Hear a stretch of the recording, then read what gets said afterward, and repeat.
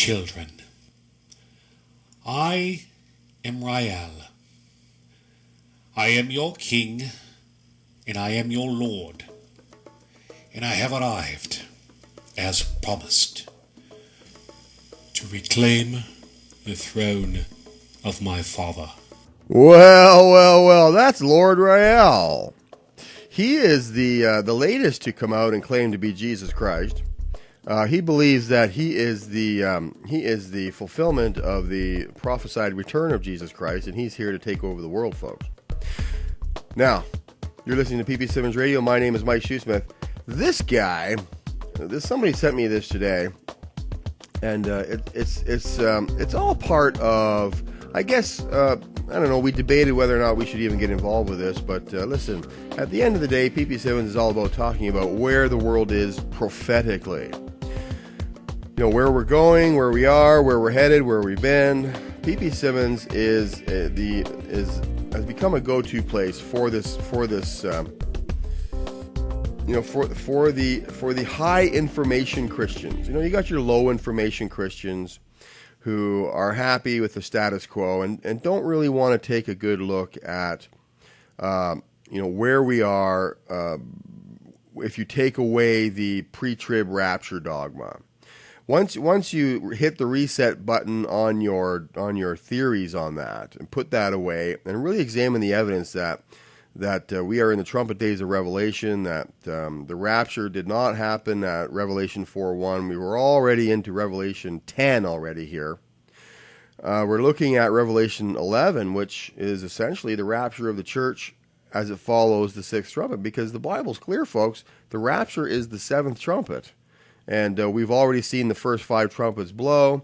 We're looking at now the tidings of Daniel with Syria.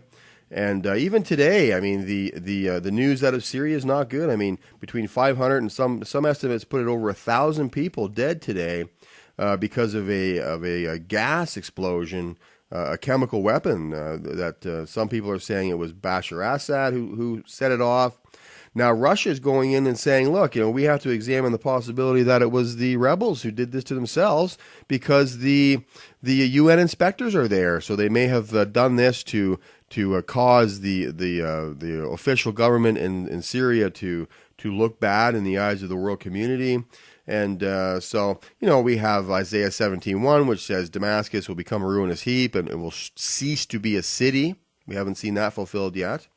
So, hey, you know what? PP Simmons, if you go to our blog or Facebook, Twitter, I mean, we are covering this. We have a streaming news site. You can put your email into our blog on the right-hand side and get our newsletter every day. We are covering this stuff. And this Lord Rael guy is a part of it. Now, if you go to his website, which is ra-el.org. You can check that out for yourself, rael.org.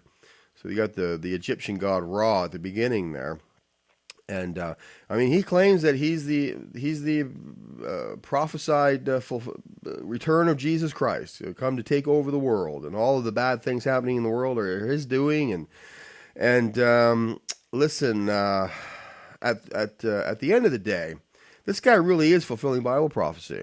Because Jesus himself warned in Matthew 24:24 that there shall arise false Christs and false prophets and shall show great signs and wonders, insomuch that if it were possible they shall deceive the very elect. And again in Mark 13:22, he says, for false Christs and false prophets shall rise and shall show signs and wonders to seduce, if it were possible, even the elect. And that's why we bring this up. I mean, we're not interested in attacking this guy, but he really is fulfilling Bible prophecy. I mean, not in the way that he thinks he is, but there it is. I mean, this guy claims to be Jesus Christ, to come back, and Jesus says, hey, you know what? Don't follow after these guys. Don't go after them, because they're going to come. And this is all just an end-time dynamic. So we thought, let's point this out. This is just another end-time thing that points to the fact that even though this guy is not the return of Jesus Christ, the return of Jesus Christ is going to happen.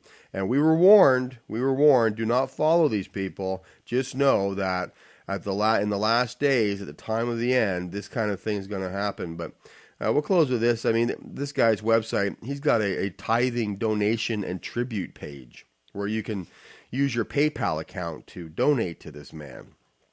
And it begins with, the Bible commands the world to tithe. And then he gives his definition for tithing. The Bible commands the world to tithe, he says, which is to donate to the Lord and his works. That's their definition for tithe. But that is not what the tithe is, folks. And I come at it from somewhat of an expert here, because I mean, if writing a book about it makes me an expert, then I'm an expert. My first book, called Fallen from Grace, is an expose on what tithing is and what it means, what it meant, what it means today. So if you want to get that book, it's for sale at Publish America. I think you can get it on Amazon. But tithing, folks, you know what? Tithing is not just donating to the Lord and his works. Tithing, the word tithe means tenth. You know, when the people of Israel, when they would have their animals, their flocks, when it was going through the corral, they held onto a stick and they would tap each animal, whether it was a sheep or a goat or whatever. They would tap each one, and the 10th one would go to a separate area. It didn't matter if it was a good sheep or a bad sheep, it would just go there. That was the 10th sheep. That's the tithe. Now, it was possible to redeem the tithe, to redeem your sheep, if it looked like something that could give you, you could breed into a superior herd, or if it had superior looking wool, you could redeem that and pay a fifth more than it was worth in money. Money was used to redeem the tithe. Money was not used as a tithe. And the tithe was used because the tithe was the way the people of Israel supported their priests. All right, that's what was the tithe. But if you want to tithe for real, and we're getting a little off topic here, but if you want to tithe for real to your church, you give your 10th paycheck. And now hear me now. If the people of Israel were caught changing the good 10th, let's say this was a good sheep, they wanted to keep it. Let's say they swapped it out for an inferior sheep and then tried to sneak that sheep into the tithe pen. If they were caught doing that, both the inferior sheep and the superior sheep were holy, and both of them were sent to the priest then. So essentially, if you really want to tithe, you give every 10th paycheck to the Lord, to the church, if that's the way you want to go with that. Now, I don't recommend that, but if you really want to tithe out of your paycheck, you put the 10th paycheck in every one. And here's the rule for that. Let's say your 10th paycheck has your Christmas bonus in it. You hear what I'm saying? If your 10th paycheck has the Christmas bonus in it, you put it in anyway. You put it in anyway. And let's say it has your Christmas bonus in it, and you swap it out for an inferior one. Guess what you're doing? You are robbing God of the tithe. That is the essence of the tithe, folks. It's the 10th.